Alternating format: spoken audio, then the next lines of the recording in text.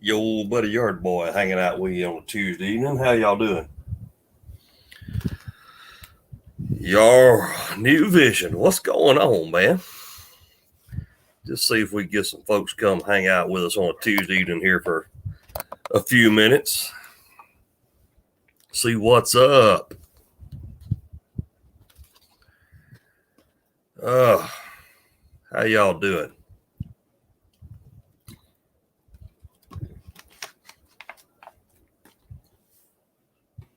Never know who might drop in on a Yard Boy live stream for a few minutes. We'll leave it up here for a little bit. Getting ready to watch some baseball here in a little bit. Maybe the Braves can wrap things up tonight. it's just plain old regular Walmart water, man. Just a plain old great value water. Ain't nothing else in it.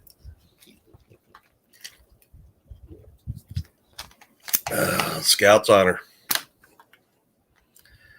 Tim Herr, what you doing, my man? Just here hanging out. We'll see if the Braves can wrap stuff up tonight. See if I can find my remote here.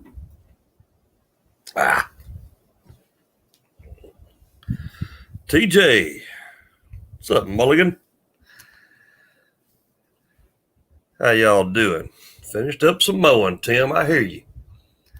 I've been kind of hanging out.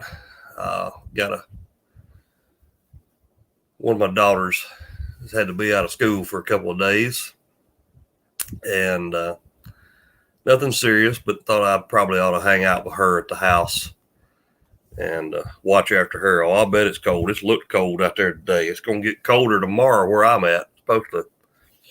I think the high tomorrow is only like 45 tomorrow, and the grass is still growing here around Nashville, but more than anything, the leaves are starting to come down, and trying to stay on top of them. I actually had a customer, Tim. We went trick-or-treating with the kids Sunday night in some of the neighborhoods that I work in. And I actually had one of my customers tell me that she wants her front yard aerated. So I got at least one more aeration job that I got to take care of, but we'll probably wrap those up because it's getting on down in the year where I don't really want to chance it. More often than not, they're okay if you even do it this late. So probably wrap that one up, and that'll probably be it for this year as far as aerating goes. Everything has just kind of, the season is late this year. It has stayed warm longer than it normally does. We had one little cold snap back about the middle of October, and then it warmed back up. So grass is still going. Yeah, I'm still wearing shorts, but I probably got a hoodie on top of that t-shirt. But I'm going to probably have the long breeches on tomorrow. I'll just go ahead and tell you.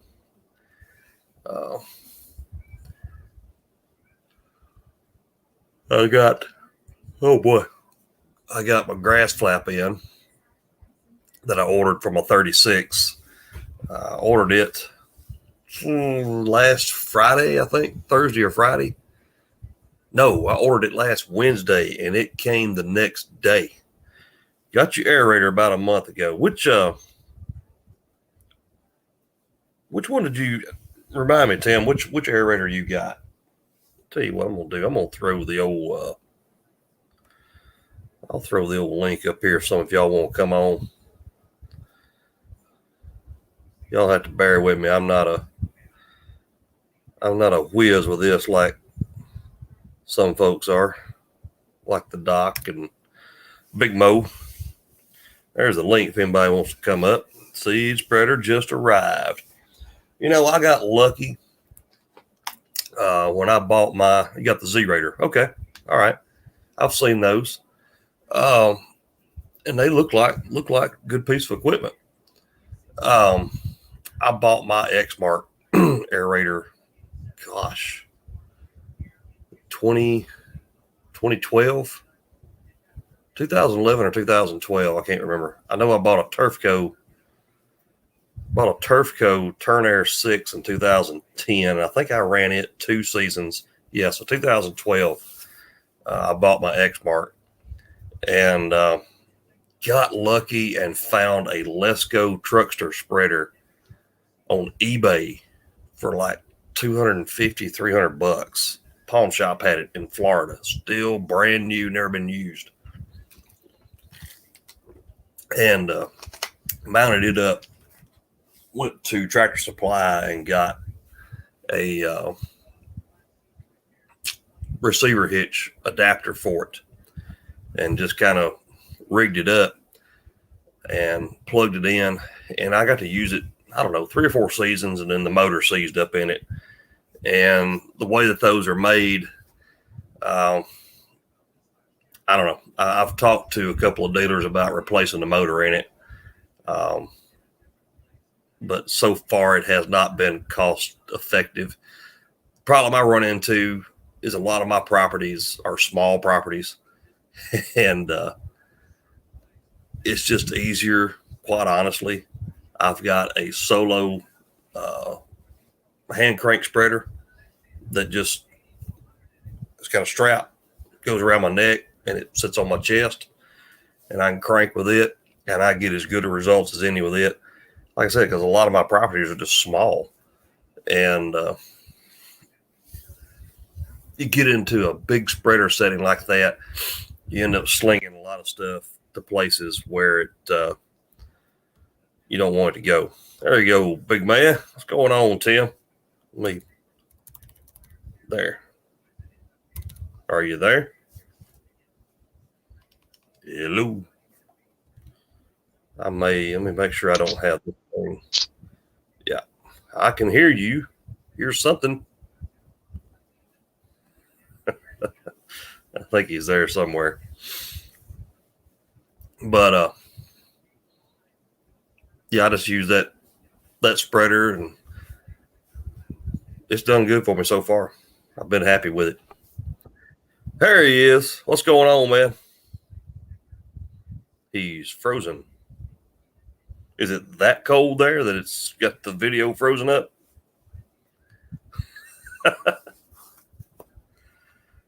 Well, okay. Are you there, Tim?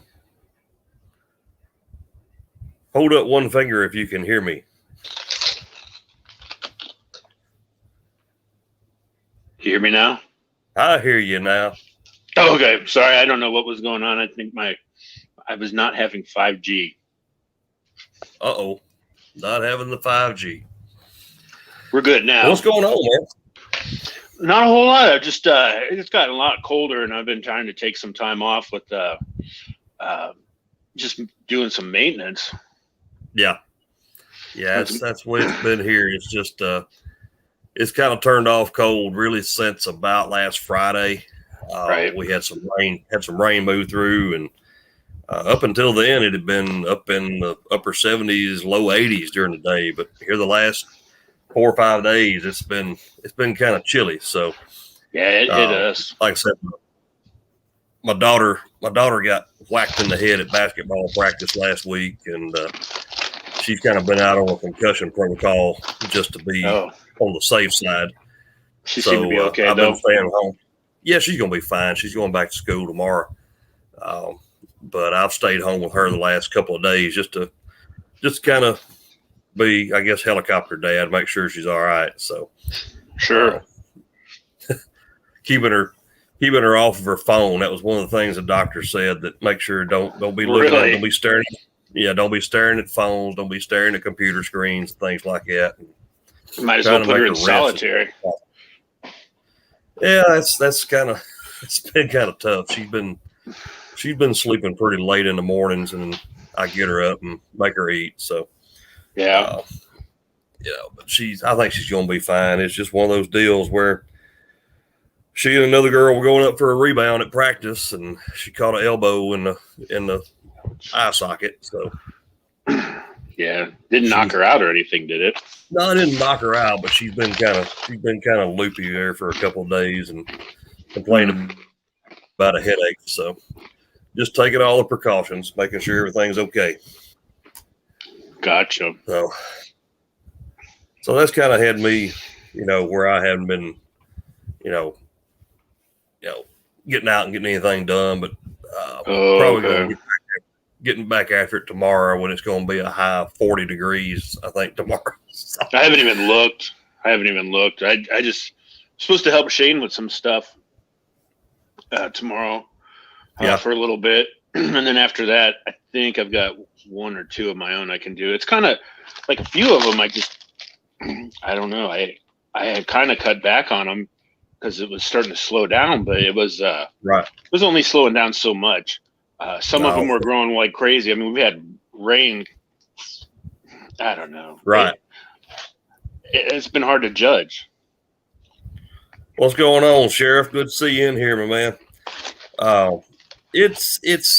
We haven't really had a ton of rain. We've probably had, I don't know, maybe a half inch in the last week. I think we've had more than that. Yeah, judging from what Shane's been saying, y'all have had a whole lot more than that. But it's just a deal where it's kind of in prime fescue season, prime growing conditions for it. Plus, you couple with the fact that a lot of them are, I've got some that I've aerated, or they have. Hold on, man, my wife is calling, probably from the other side of the house. Hold on. Sure.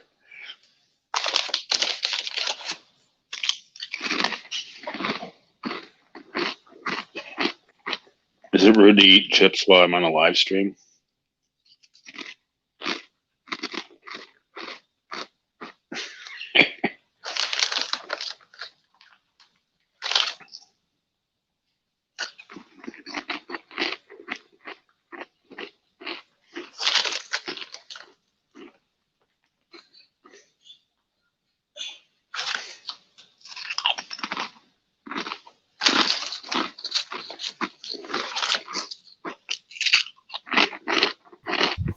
Okay. Wife was waiting for a delivery, and they came in, so that was her calling from like 40 feet away that way. I know what you mean. Wanting somebody to bring them out to her. What's going on, guys? Good to see y'all in here tonight. Like I said, I've got some of my customers, they've got treatments on their yards, and the aeration is part of that. So, and I understand that. I don't get upset about that. But those guys charge a lot of money too, don't they? The treatment guys. Well, what they do, I couldn't get over it. Yeah, what they do is they price it to make it look like you're getting the aeration and overseeding for next to nothing. Right. So I can't. And some people, that's the way they see it, and I can't compete with that. So I don't worry about it, because I have people that's all they call me for every year is to do aerate and overseed. I don't mow for them. A lot of them, they even do their own mowing themselves. Most people understand that it costs money to go and rent an aerator for a weekend, and if you can get it, because everybody tries to reserve it all at the same time, because the primary town that I work in is 45 to 50,000 people and only has 2 or 3 rental places where you can even get one. So they're hard to get a hold of, and that's part of why I bought one when I did, so that I'd have it and I didn't have to worry about the rental part of it. So, did I ask you how long you've had yours? I bought it. That's what I was talking about before you came up. I'm thinking I bought it in 2012. Oh, okay, so you've had it for a minute. Yeah, I've had it for a while, and you would think it would have a lot of hours on it, but it really doesn't. How many? I bet it doesn't have 500 hours on it, and people laugh when I tell them that. But here's the thing: you got to understand, when you're doing, 8, 9, 10,000 square foot lots, it doesn't take long to aerate an 8, 9, 10,000 square foot lot. It really does. Mm-hmm. Even when you're only working with a 30-inch working pattern, the Mm-hmm. thing is just so freaking fast. It doesn't take long, even double passing them, because I double pass everything I aerate. Mm-hmm. And you get in some places where it's bare, I'll sit there and just tear the crap out of it, working it up to get a good seed bed. Right. So, but Yeah, no, I'm it still hasn't. learning all the tricks. I the whole reason why I got mine is, like you said, it's fat. It's way faster, but the walk behind one I had, it was killing my back. And Yeah. honestly, I was like, well, I'd like to get into more of them. Like I said, this year I got it late, but my plan is to, I don't, I'd like to get to 100 here pretty soon and stuff like that, and that'll make a huge difference in my income. I don't have to Oh, yeah. mow as much, but yeah. It's I've been lucky over the years that what I have really done is I use constant contact email for staying in communication with customers. Okay. And what I did with my website is I have just this basic little contact form on my website. Okay. And when people go to it, they automatically sign up for my email newsletters. Well, I've got different contacts in different lists. So I've got lists of everybody I aerated for in 2015, everybody I aerated for in 2016, 17, 18, 19. So when the season rolls around, all I got to do is go in there and just click that button, and it sends an email back out to all these people, and I can start marketing to them, immediately. So I've got 10 years worth of contacts built up that I've done work for over the years. So sure. That's great that you shared that. I like I said, I'm still picking all of it up. I don't need everybody. I just need quite a few. And I like you said, you get 500 hours on a machine that you've had since 2012 isn't that much, except for, you're making money off of the way I'm looking at it is I'll make more money off the aerator in 10 hours than I do an entire month of lawns. You will, and you will if you price it right. And my wife stroked when I spent $11,000 on a machine 10 years ago. Right. And then she really got mad when I said, "Oh, but it's only going to be working maybe 6 to 8 weeks out of the year." She's like, "What?"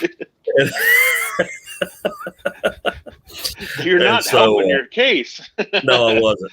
And but it's what I told her. I said, "Baby, when that thing is running, it is making money, and it's very good, like money. You said, if you play it right, you can make as much money aerating as you can mowing." So James says he almost bought an aerator when he bought the 30-inch Skag. Guy had one for sale, Ryan 30, if I'm not mistaken, about an hour. Yeah. And the Stinger aerators, New Vision, I agree. Those things, if I was in the market for an aerator today, and if I didn't have this machine sitting here paid for, the Stinger is what I would be looking for. And I was trying. I was going to say, if I can add, one of the things I know is I talked to the Stinger reps at the GIE, and they said somebody close to us had 5 of them, but anywhere else they had just had them delivered. And he's like, "I can get a hold of something like that if you want." And I thought to myself, if you can get a hold of one, they're great. But in the meantime, what are you going to do? It's like the best equipment you can't buy. Yeah, and when Shane was looking for one, I was trying to help him out and calling dealers around Nashville, because that's, if you're going to spend that kind of money, that's not, from Columbus to Nashville, it's not that far, that big of a drive. And I thought, 6 hours. Yeah, if I could find him one, maybe he could get down here and pick it up, or I'd pick it up for him and meet him halfway with somewhere with one. And can't find them. You can't find them. And I even called over to Knoxville, which is 3 hours east of me, and they were all, "No, we don't have them, and probably not going to have them until January." I called Pittsburgh, and I called Indianapolis, and the guy in Indianapolis I was like, "Yeah, I'm looking for a Stinger aerator." He's like, "You and everybody else." And I thought, "Uh-oh." So, and that's kind of, I would have gotten a Stinger myself, but the thing was, I want to start making money now. Right. And maybe I didn't get the best one, but it's working. It's working for me, and maybe it is a little more maintenance intensive, but right. As long as it's making you money and it's not broke down and it's out there in the field, hey, it works.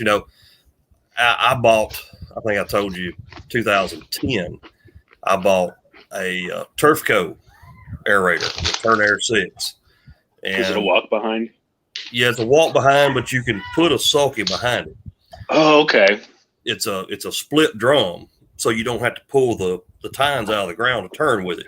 Okay. And actually, what it's got brakes on those drums. So when you want to turn, you have to muscle it to turn it. But you've got the brake there that if you want to turn left, you can pull that brake back and make it turn a little bit easier. And that's what got me started in it. I was renting at the time. I had a rental yard here. Some of you that have been in the business for a minute or two will know what Lawn Solutions Company was. Lawn Solutions was based in Louisville, and they actually built one of, if not the first, zero-turn stand-on aerators. And if I'm not mistaken, I think Toro and Exmark actually bought that patent or whatever from them. The company sold out to them because Lawn Solutions had a slit seater that I absolutely loved. And I had a rental yard that had it.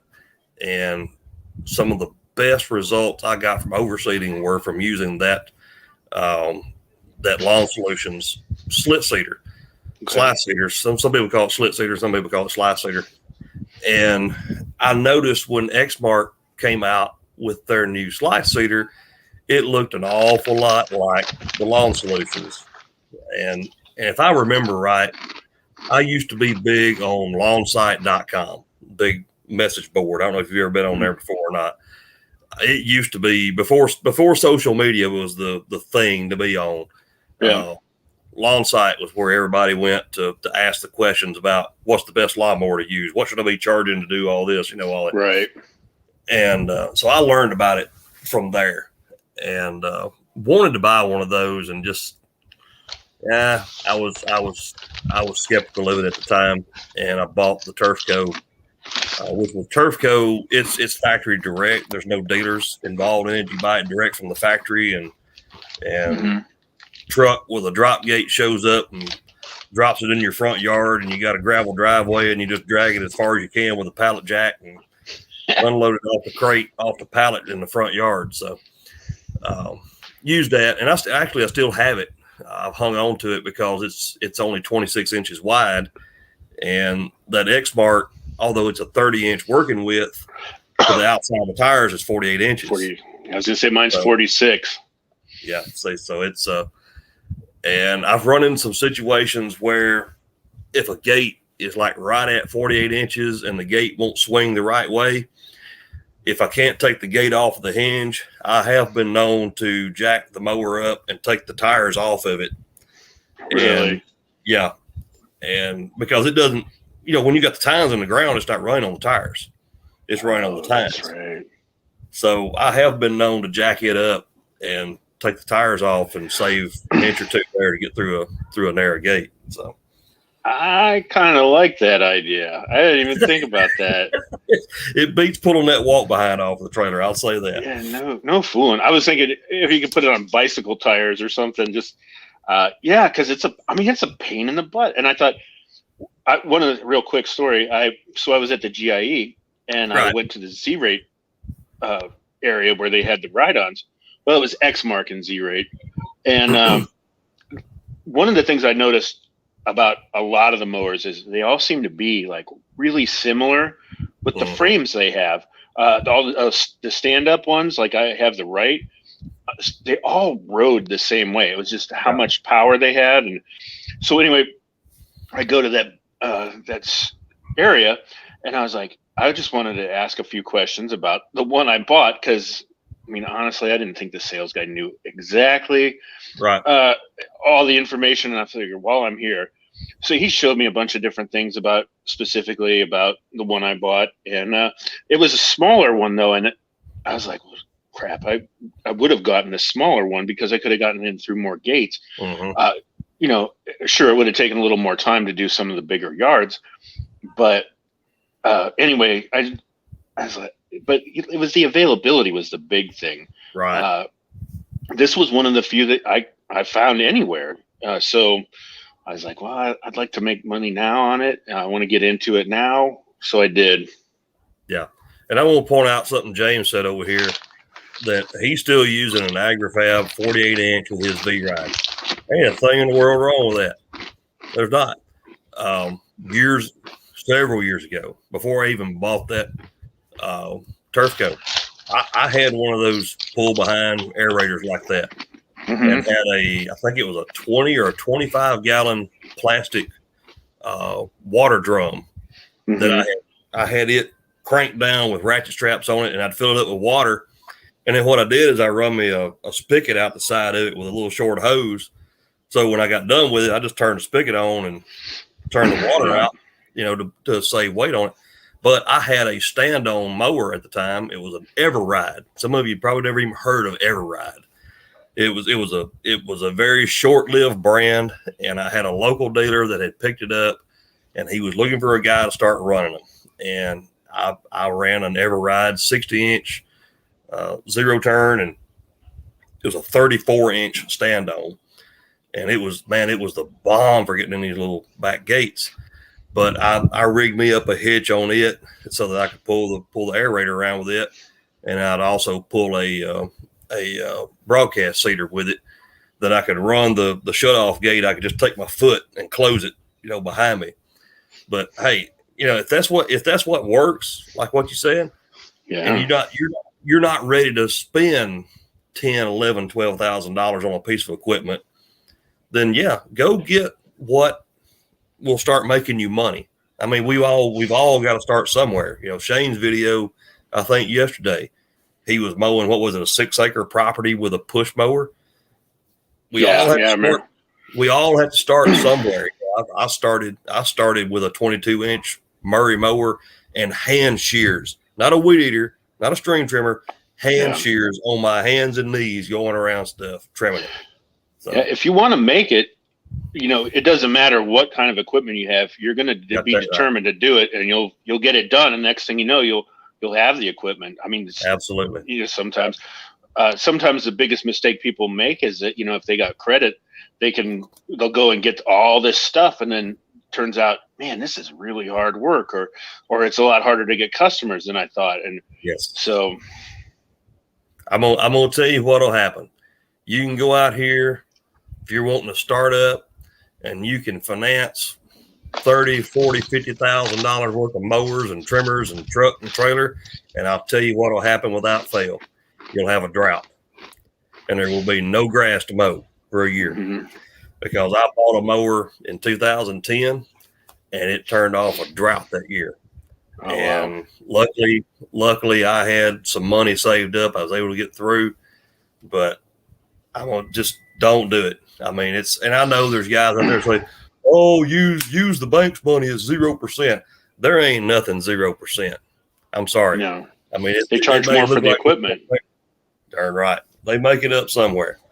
So I'm going to be in the market for a mower. I've been saying for the last 2 years, and I keep using the same one just because I've gotten tight in my old age, and I don't want to turn loose of my money. But you know, if at all possible, I'm going to pay cash for the next one that I buy. So I'm not mad at anybody that finances anything. We're going to still be friends. But I've been there and done that and got that T-shirt, and that's not a position that I ever want to be in again. That's why I drive a 16-year-old 230,000 mile truck. You know, I don't want to be tied to that boat anchor of a truck payment ever again. So right. Well, and like Shane does sometimes too, is pay it off early. Yes, you know, that's what I plan on doing. I did finance some of my mowers. What ended up happening was I ended up getting busier than I thought I would, and I was like, well, crap, I'm not keeping up with some of this stuff. And you know, it was like, for me, it wasn't marketing, it was word of mouth. And I was like, I don't want to let these people down. So I was able, luckily, like all my mowers and a trailer are the things I finance. But the trimmers, backpack blowers, all that stuff, anything under $1,000, I was like, I'm buying it. I'm paying cash. And that's to get back to the aerator story. So I bought a used aerator. I think it was around $500. Some of the tines were busted or worn down. The chain was loose. There was oil wasn't in it. So I put a bunch of work in it, but I made that money back, in a month. And I thought that is great. And then I stepped up. I was like, well, if I want to do more of this, because I do have more customers, right? I plan on getting more. Like you said, God forbid we have another drought. I mean, but maybe the money I save and not buying gas. Anyway, no. Oh my gosh. Yeah, I told you I just finished mowing one today, and I was out there a week ago, and I mowed it. I was like, you got to be kidding me! It was like at least another inch or two taller. Yeah. So it's like you said, it's lasted a lot longer, but it seems like a switch though. It got cold this week. Yeah, it's definitely cooling off, and it's a lot of my fescue yards. I mow them. I mow them just about as high as a mower will go in most places. And I've got to start bringing them down over the next few weeks. But yeah, it's and then what you're getting into too. I started saying this a while ago and I didn't finish it. With the people that have had overseeding jobs, well, you've got the starter fertilizer on it too. And so that's making what's already there, it's making it kick just that much more too. So I've probably got a half a dozen what I call my really nice fescue yards, and everything else is just, it's just a mixture of everything: fescue, Bermuda grass, a little bit of whatever, some weeds mixed in with it. But those, I really got to start bringing them down. And like I said, the leaves have really started dropping in the last week or so. I just got, matter of fact, UPS came a while ago. I just got a set of Gator Blades to put on my 36 that I bought back in the spring. I've got to get that swapped over and try to get that grass flat put on, because that'll help with that too. Talking about buying used equipment, I've been in a market for a 34, a 36 inch. I thought I wanted a V-Ride, but I said if I found a deal on a walk behind, I would get it. Had never really run a hydro walk behind before, believe it or not, in all the years that I've done this. So I was apprehensive about doing that because I wasn't really comfortable with it, but I found a deal on one guy had. It was like a 3-year-old Skag hydro 36 inch. And new is $4,500. I got it with a sulky on it for $2,700. There you go. And just 2 or 3 years old, and had the cash to pay for it. And didn't like the sulky that came with it, so I went and bought me a sulky that's got. It was a traditional sulky that came with it. I've got bad ankles, and I didn't feel real confident in it. So I found a sulky that's got the 2 caster wheels on it that's mounted rigidly to it, so that doesn't pivot between it. So it just you spin with the mower. You have to have a little more room. You have to watch when you're turning. Sometimes you can bang into some stuff with it. But what I'm wanting to do with it is get one of these aftermarket receiver hitches to go out on the front of it. Because I've got an adapter that I can put my walk behind blower on, so that I can make basically a self-propelled 13 horsepower parking lot blower for leaves and get a little more use out of it. Yeah, that was one of the things I saw at the GIA was I forget who it was. I'd have to look it up, but it was that you can buy that hitch to put on the front. There's like a crossbar of the standers. And I was like, why wouldn't you put a blower on the front of that if you can find one? It's like those Toro grandstand. Is that what it is? The grandstand one that like you end up spending a fortune on the dump and the blower and all that stuff. Oh, you're talking about the multi-force. Yes. Yeah. But you don't need to get that because like you said, you can mount a receiver hitch on the front of it. for Yeah. 100, $200, and that's basically what's on my aerator for that cedar. I thought, man, that's a really good idea. So was it the Detached Company, like DTTACH Detached? That's the one I'm looking at. What I'll do it. Danny Lanier had done the what would you call it? Like the live broadcast of that snowblower or that snowplow thing that they put on the front of one of them. So it was that same company. It's let's see here, Cart Mate. I have the sticker on my refrigerator here, so I had to go out here. Yeah, and I think we're talking about. I think we may be talking about the same company. Mm-hmm. That they actually make the hitch, and then they've got some different attachments that you can put in there with it. Yeah, it looks like a hitch like this. Can you see that? Right. And that's where my aerator goes. But they had it mounted up to one of these right across the bar here. Yeah. And that I'm kind of interested in it. I don't know what I need. I don't know that I need anything for it, but I just thought that was a really good idea. Yeah, they James says Mulch Mate, and I think we're all talking about the same thing. Just they've got several different names that they have for products. Gosh, I got to turn here. My knee is killing me. I got my knee buckled up underneath me here. Yeah, it sucks getting old, Tim. No, I bought an adapter last year to actually mount a backpack blower on the front of a mower. Really? And I never really used it. And I bought it. I had one particular property in mind that I bought it for, and I just never have used it for it. So I've got some interesting. Yeah, it's there's a company. They're over between, James has probably seen them. They're right north of Chattanooga. Wish I could remember the name of them. I can usually Google it. Yeah, no. I can usually Google it and find it, but I've bought several things from them. I bought the adapter that holds my walk behind blower. I've got a couple of racks that hold like a 15-gallon spot sprayer. And then I've got this one that holds the backpack blower. Like I said, I've got one place where I've got 5 yards all in like a cul-de-sac. And a couple of them are on a big corner, so there's a lot to blow off when I get done. My problem that I've run into with it though is I'm really particular about on the sidewalks of the curb line. I don't like to just blow the clippings off into that edge. I blow those edges out, and I can't really do that riding on something. I feel more confident walking with the blower and blowing those edges out. I don't like to leave all that thatch laid in those edges. Yeah, it builds up. It does. It will, and it's just more work the next time. 2 or 3 weeks later, you come back to edge again. So, and it's such a small area too. Like you put some of that on there. Like if it were spreading it back out into the bigger yard, you wouldn't notice it. But yeah, it doesn't look as clean sometimes.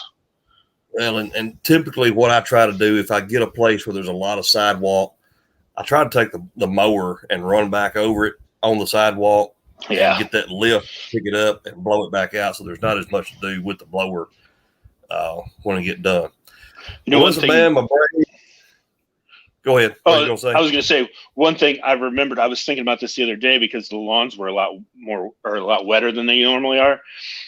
What you were talking about riding on the sidewalk and blowing that stuff off. It's easier when the grass is drier. But I was thinking, man, this next spring, there's going to be, it's going to leave that grass stain on the sidewalk. So yeah.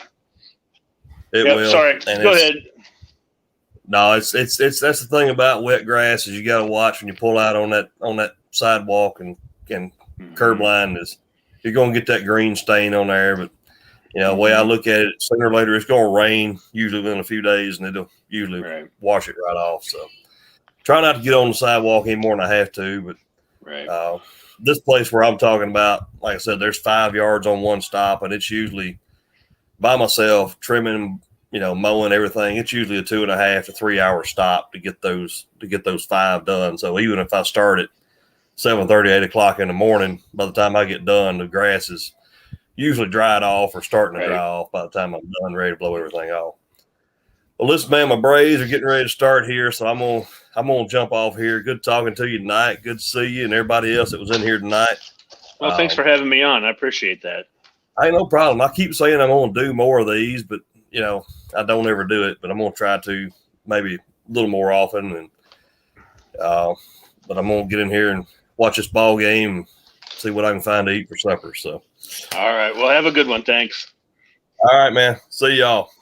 Bye.